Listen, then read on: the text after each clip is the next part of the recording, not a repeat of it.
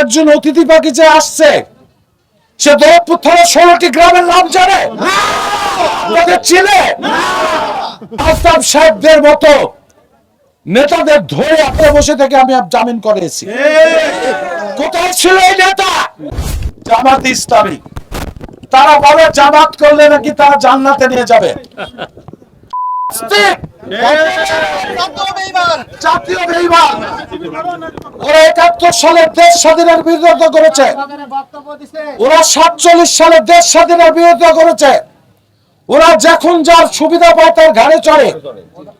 ওরা আওয়ামী লীগের ঘাড়ে চড়ে নির্বাচন করার কথা ছিল না এরশাদের আমলে। হাসিনার সাথে আঘাত করে 86 সালে নির্বাচনে গেছে। ওরা 91 সালে পর বিএনপি ক্ষমতা আসার পর আওয়ামী লীগের ঘাড়ে চড়ছে, চড়ে আমাদের বিরুদ্ধে আন্দোলন করছে, করে না?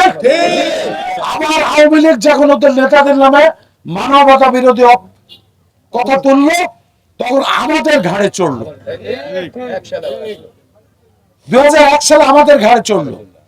আসে এখন আবার বিভিন্ন ষড়যন্ত্র করছে যাতে নির্বাচন না হয়। এলাকা আপনারা জানেন পিআর পদ্ধতির ভোট বলছে।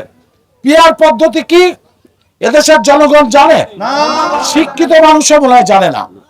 পিআর পদ্ধতি হচ্ছে প্রতীকে ভোট হবে, রেশিও ভিত্তিতে এমপি নির্বাচিত হবে। তাহলে আমার উপজেলায় এমপি কি ওই ঢাকার লোক এসে হবে? সে কি দৌলতপুরের সমস্যা জানে?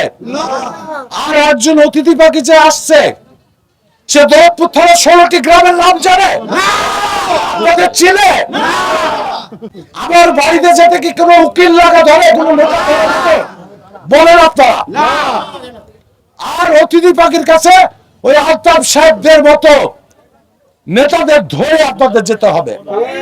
আপনারা সরাসরি পা ফাটে মানুষ যেতে পারেন না। আমার কাছে তো পা ফাটে মানুষ সরাসরি যান, আমার বাপের কাছেও যাতেন, আমার কাছেও যান। বলেন আমি কি রাজনীতি আজ থেকে করছি? 1979 সাল থেকে করছি। এই যে 17 2 মাস হাইকোর্টে বসে থেকে ওই ঘাসের মধ্যে বসে থেকে আমি জামিন করেছি। কোথায় ছিল এই নেতা? কোনদিন খোঁজ দিতে এসছে? বলেন একটা ছেলে নমিনেশন চাচ্ছে, নমিনেশন চাওয়ার অধিকার সবারই আছে, মন্টুর আছে, বিল্লার আছে, জোহরের আছে, মোস্তফা সাহেবের আছে। না বল অসুবিধা কি? দুইজনা, দুইটা ছেলে, তারা আমার সঙ্গে সার্বক্ষণিক আপনাদের এই জামিনের জন্য চেষ্টা করেছে। 2 লোক সবাই 2 লোক